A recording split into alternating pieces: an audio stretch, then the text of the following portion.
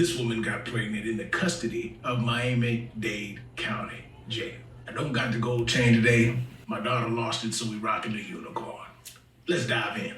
And before you ask, it was not a corrections officer or the warden. It gets even crazier. So the woman's name is Daisy Leaks. So the staff, everybody's losing their mind. How did this woman get pregnant?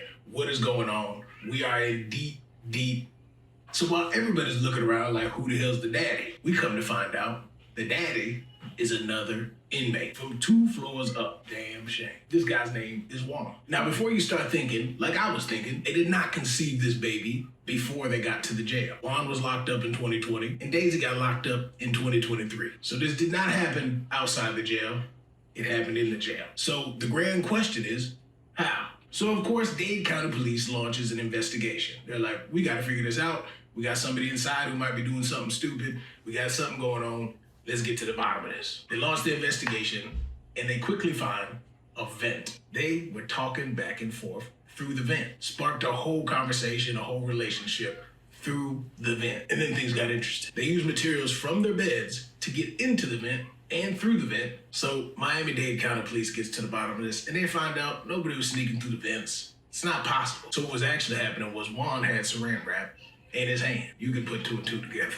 And what he would do was he'd wrap it all up in the saran wrap and he'd pass it through the vent. Yes, I know, that's a very different way to deliver the package. So what would happen was Juan would pass it in saran wrap through the vent. Daisy would get it, and she had a yeast infection applicator where she would draw it up in a syringe and she would shoot it inside of herself. So no, they actually did not crawl through the vents. There was no way for them to get out of their cells. But nonetheless, they devised a pretty good scheme to get her pregnant. And this was Juan talking about the entire situation. I know her for a little minute, you feel me? So we was talking, back and forth, and How were you talking to her? not through the vent. Through the vent? Yeah. Now, one of the funniest things about this entire case is that for some reason, Daisy's dumbass thinks that because she's pregnant, she's about to get out of jail. Listen to this call between her and her mom. Under 24-hour lockdown because I'm pregnant. You're full of shit. I swear to God. You're full of shit. This is shocking. What do you mean? I'm going to sue. I'm going to get out. You know how much I could sue them for? This was all planned. I can get out now. If they would have let me out of the Arthur hearing, I wouldn't have got pregnant. You know what? You're stupid. Don't talk on this phone. Now let's talk about why Daisy is in here in the first place. So they're actually both in there for murder charges. Separate incidents. They didn't know each other outside of the prison. Daisy had a boyfriend named Pedro. She says that Pedro abused her. So one night she decided to unalive him. But a lot of the evidence doesn't back up her self-defense claim, even though her kids did say she was defending herself.